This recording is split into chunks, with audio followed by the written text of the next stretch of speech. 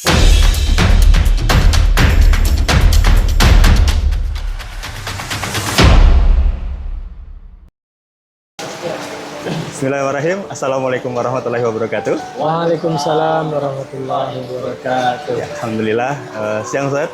Jadi kita dari Forum Ayah nih, alhamdulillah kami akan menyambut Hari Ayah nanti tanggal berapa? 12 November ya. Jadi kita ada jargon atau tagline-nya. Tagline kita itu adalah cinta ayah hadirkan kebahagiaan keluarga. Jadi ada cinta ayah dalam kebahagiaan keluarga gitu. Terus kita ada beberapa pertanyaan nih ke Ustadz tentang momennya itu momen Hari Ayah ini.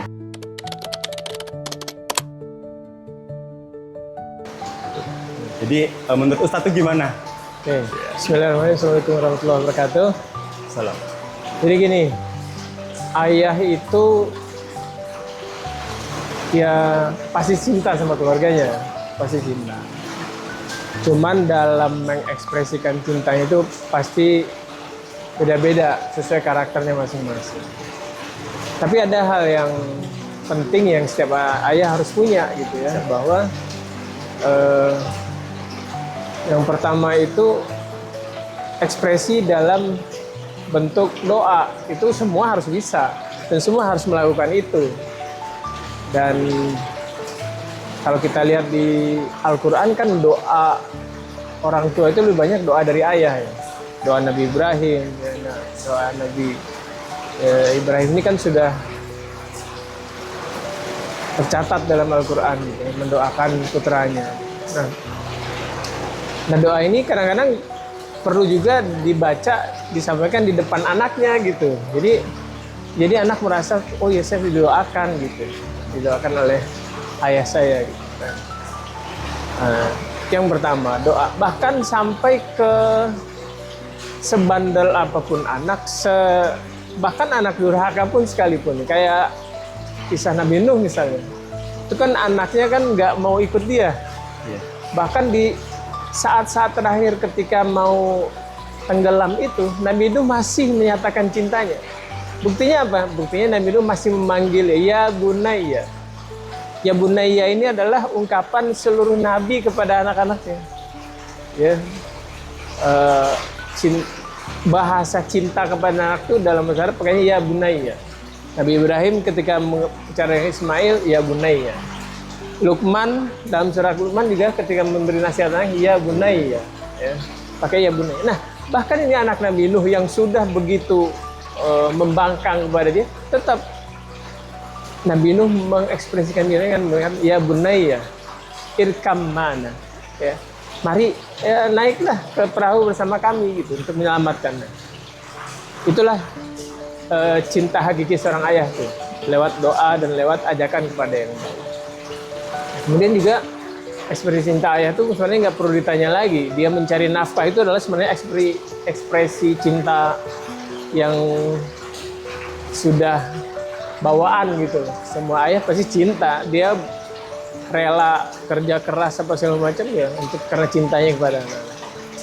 Nah, kemudian juga perlu juga bahwa ayah itu menyediakan waktunya dalam waktu, nanti mungkin ada pertanyaan lagi tentang ini ya. Tapi yang jelas ayah itu berupaya juga di samping kelelahan-kelelahan yang ada, dia harus mendalami anaknya. Anak-anak itu harus didalami tuh. Kan setiap anak beda-beda karakternya. Kalau dia punya lebih anak dari satu misalnya, harus didalami. Dan dia berupaya juga menguasai apa yang disenangin anak-anaknya. Jadi bermakna. Jadi misalnya gini, dulu anak saya suka futsal misalnya. Ya alhamdulillah saya juga bisa futsal. Jadi nyambung gitu kan. Dan kita futsal bersama, menemani dia di latihannya, kita hadir, menyediakan waktu gitu kan. Kemudian ketika dia ada pertandingan kita apresiasi, kalah atau menang. Ya.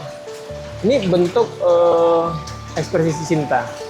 Ya, sehingga melahirkan nanti anak-anak yang percaya kepada orang tuanya. Orang tuanya itu bisa kok, orang tuanya itu perhatian kok. Gitu. Nah, kemudian berikutnya juga orang tua harus punya wawasan luas. Jadi harus belajar memang jadi ayah itu. Artinya gini, ketika ada permasalahan-permasalahan, ketika duduk dengan anak-anak, dia bisa menjelaskan hal-hal yang terjadi sekarang. Siap. Sehingga anak-anak, oh iya, ayah keren gitu. Nah, kalau udah sampai ada kata-kata ayah keren, itu luar biasa. Seorang ayah tuh harus dapat kata-kata keren dari anaknya. Dari anaknya gitu. ya. Iya. Betul. Oh, ayah keren. Nah, ini mungkin menjadi bentuk dari ekspresi cinta ayah yang semuanya harus bisa melakukan ini. Tapi mungkin bentuk ekspresinya beda-beda. Iya. Tapi secara hakiki harus mencakup hal itu. Bisa hadir ya, bersama anaknya. Kan permasalahan-permasalahan yang muncul itu kan karena sebenarnya sih sikap cinta, cuman ekspresi yang salah itu dampaknya juga berbeda. Karena gini, orang tua yang suka marah kepada anaknya itu sebenarnya kan bentuk dia cinta sama anaknya. Cuman gini, marah itu adalah bentuk cinta yang terburu-buru ingin ada perubahan pada anak. Iya. Padahal kan ngubah membentuk anak itu kan proses panjang. Iya. Jadi nggak bisa dengan emosi sebenarnya. Iya sabar. Itu butuh kasih sayang, butuh kelembutan. Nah, kalau orang tuanya lembut, kasih sayang, pasti anaknya akan nyaman bercerita, nyaman mengungkapkan permasalahan yang ada dalam dirinya gitu. Iya. Tapi kalau orang tua yang marah, itu cinta juga sebenarnya, cuman salah mengekspresikannya karena keinginan yang begitu besar untuk anak jadi baik dalam waktu singkat, sehingga yang terjadi ya seperti itu. Anak-anak jadi nggak percaya, nggak mau bicara kalau ada masalah. Padahal ini kunci dalam membentuk anak-anak adalah komunikasi yang bagus. Ya, kayak Ibrahim dengan Ismail aja gitu. Iya, betul. Itu kan apa ya, sebuah ungkapan yang sebenarnya sangat berat kan gitu. Sangat berat, dan Ibrahim bisa menyampaikan kepada Ismail karena komunikasinya bagus. Iya. Ya. Ini harofil manami adbahuka, itu kan luar biasa. Ini dalam mimpiku menyembelih gitu, makan menghabisi kehidupannya dia gitu. Tapi karena komunikasi selamanya berjalan baik, Ismail juga bisa menanggapi dengan baik. Dia tahu ayahnya siapa gitu, ayahnya Nabi gitu. Kalau perintahnya harus diikuti. Nah, ketika anak sudah memahami peran ayahnya, siapa ayahnya, ya, dia bisa memahami, oh ya, walaupun ketemu ayah sebentar, tapi kualitasnya tinggi. Kenapa? Karena ayahnya punya kesibukan. Kalau seorang ayah bisa memposisikan diri seperti ini, insya Allah ekspresi cintanya akan membantu perkembangan anaknya untuk itu. Alhamdulillah. Gitu. Siap. Kondisi saat sekarang ini saja seperti zaman sekarang ini, kondisi kita sudah memahami kesibukan kita, pagi berangkat, pulang kantor juga anak sudah tidur. Apalagi dengan aktivitas kita sekarang ya, yang sangat sibuk. Yeah. Ya, namanya aja quality time ya. Yang namanya quality itu harus berkualitas. Iya. Sesuatu yang berkualitas ya harus pengorbanan. Nggak mungkin kita mendapatkan sesuatu yang berkualitas kalau tidak ada yang kita korbankan. Ya kita jadi ayah harus berkorban, mengorbankan kepentingan kita yang lain, mengorbankan kalau saat-saat istirahat kita untuk ya anak-anak. Gitu.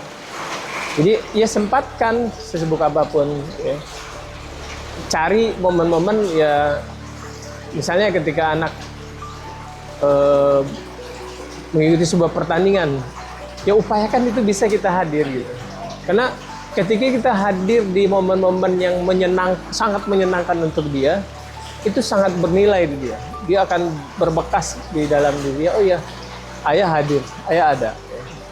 Lalu, ayah mengorbankan waktunya. Dia tahu kita capek, tapi kita tetap hadir. Ini yang harus kita siap untuk itu gitu.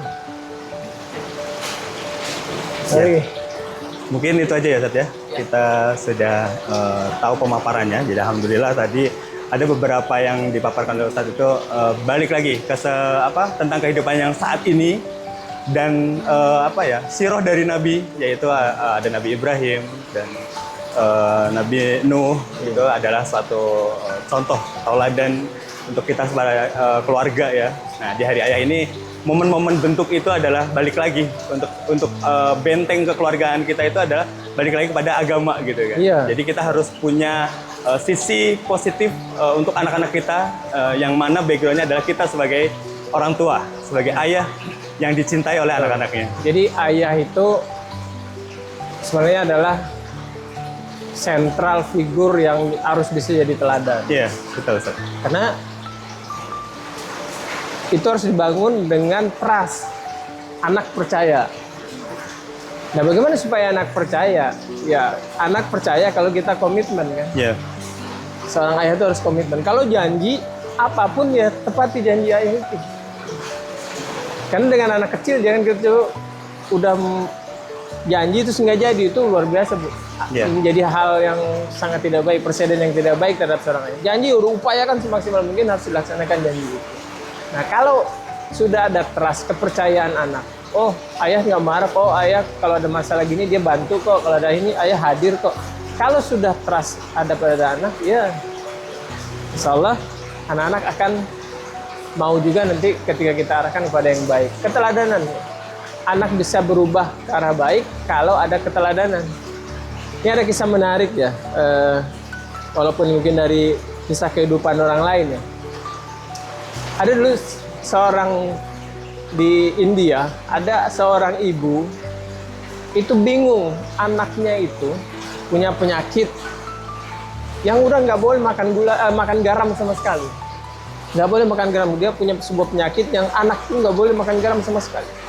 Tapi si ibu ya, ketika menyiapkan makanan tanpa garam sama sekali itu anak tuh nggak pernah mau makan.